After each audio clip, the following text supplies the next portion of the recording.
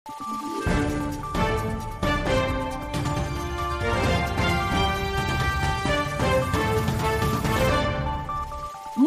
araw, Pilipinas! Ito ang Valiente News hatid sa inyo ng Office of the Vice President.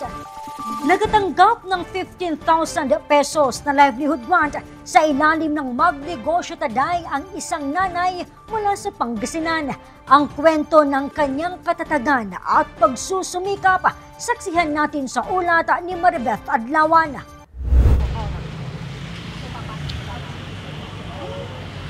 Sa pagtanggap ng labada, inaasa noon ni Virgie mula sa bayan ng Dagupan sa Pangasinan ang pangtustos sa araw-araw na pangangailangan ng kanilang pamilya.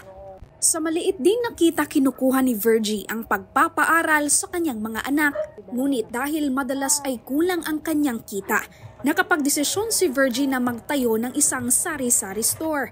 Sa ngayon, mahigit 30 years nang nagtitinda si Nanay Virgie. At upang mas lumago pa ang kanyang negosyo, sinubukan ni Virgie na lumapit sa OVP Pangasinan Satellite Office sa Dagupan City upang maging bahagi ng programang Magnegosyo Taday. Nag-umpisa po ako sa maliit na puhunan, yung paisa-isa lang na tapos pag magsweldo yung asawa ko, madagdagan. Bigay ng kunting tulong, ganun po man. May nakapagsabi po sa akin yung pinsan ng asawa ko po. Sabi niya, may sa OVP, try mo mag-apply, sabi niya. So, kaya nag-apply po ako. At nang pinagkalooban ng 15,000 pesos livelihood grant, agad na bumili ng karagdagang paninda sa kanyang tindahan si Virgie.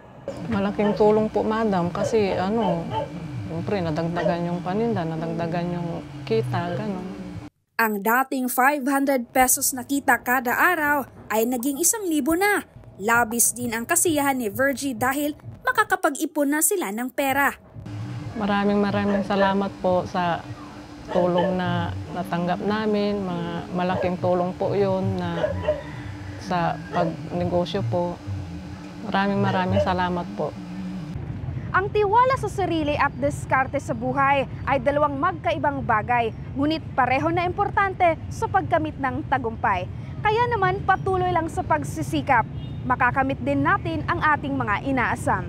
Mula dito sa Pangasinan, ako si Maribeth Adlawan, lahat para sa Diyos, bayan at pamilyang Pilipino. Valiente News.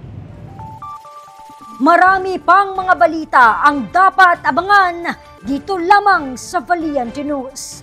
Ako si Cadet Loreto para sa makabuluhan, naninindigan at matapang na mga ulat at impormasyon. Maraming salamat.